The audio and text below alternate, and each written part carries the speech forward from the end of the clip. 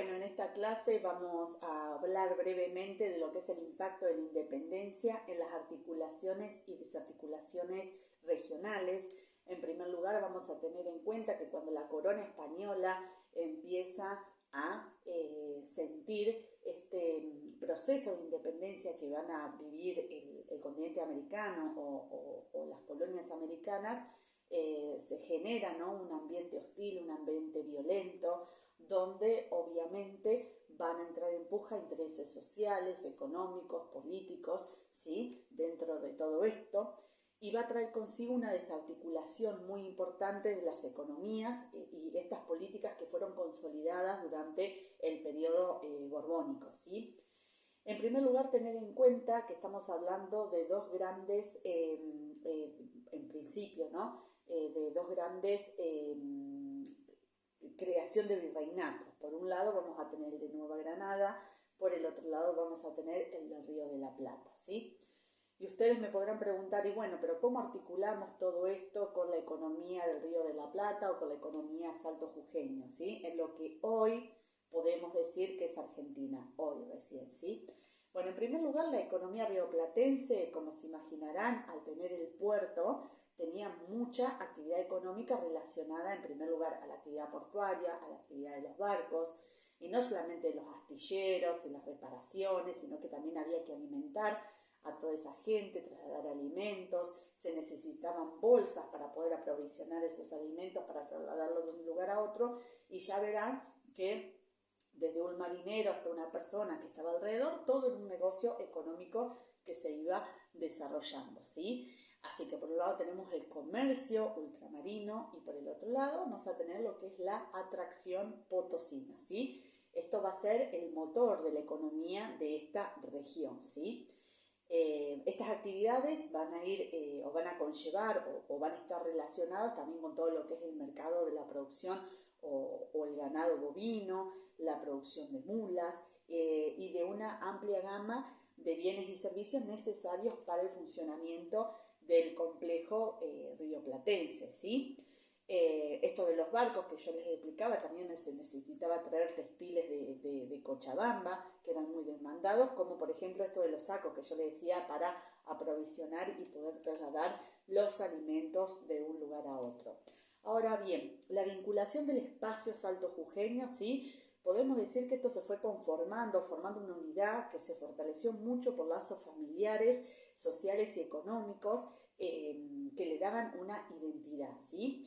Desde sus orígenes allí por el siglo XVI podemos decir que esto empieza a integrar lo que conocemos como el espacio peruano, ¿sí?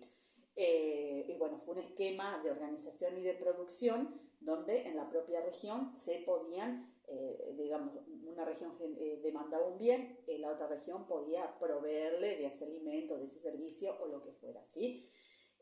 Las distintas regiones de este espacio peruano que la iban conformando eran muchas, producían lo necesario para su subsistencia y sus excedentes es lo que ellos llegaban a comercializar para hacer un negocio, un circuito, lo que podríamos llamar un circuito económico regional, ¿sí?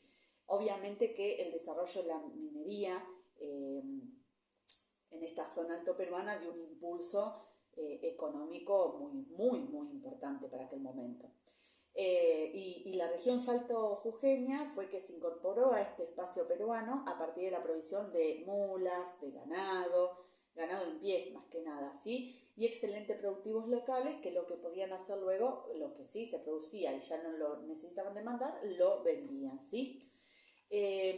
Bueno, después, esto vamos a ir corriendo con los hilos, pero es un breve video de 5 minutos. Desde el puerto de Buenos Aires, con el correr del tiempo, ¿sí? Arribaban a Salta y a Jujuy bienes para el consumo dentro de la jurisdicción y, como dijimos, también para la reexportación de alguna manera, ¿sí? Y, por ejemplo, una de las mercancías que se reclamaban mucho era la yerba mate paraguaya, ¿sí? Y los artículos que también provenían de Europa y, lamentablemente, que en aquel momento era moneda corriente, ¿sí? Los esclavos, que también estaban dentro del comercio mercantil, por llamarlo de alguna manera, ¿sí? Ya en el siglo XVIII el trato de mulas se había convertido en el principal comercio de la región. Ahora bien, todo esto hay que analizar lo que pasa con el estallido de la Revolución de 1810, y cómo convierte todo este negocio comercial en algo muy triste, donde durante 15 años transcurrió la guerra, de la que habían estado ajena, y lógicamente que trae una fuerte desestabilización en lo económico, en lo social, en lo político, pero bueno, acá estamos hablando más que nada del impacto económico, ¿no? Si bien no se llega a desestructurar por completo, va a llevar mucho tiempo poder volver a tener los números que antes se manejaban en cuanto a lo económico. Hoy le diríamos números, ¿no? En las provincias estas que hacemos mención, Salta, Jujuy, las provincias del norte argentino, el manejo de la política pasó a manos de aquellas personas que habían estado a cargo, digamos, como jefes de la guerra, ¿no?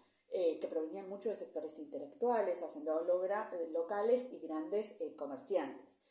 Entonces, cuando finaliza todo lo que es esta coyuntura de la guerra, allí por el 1825, los mercaderes vuelven a retomar los mercados tradicionales, ¿sí?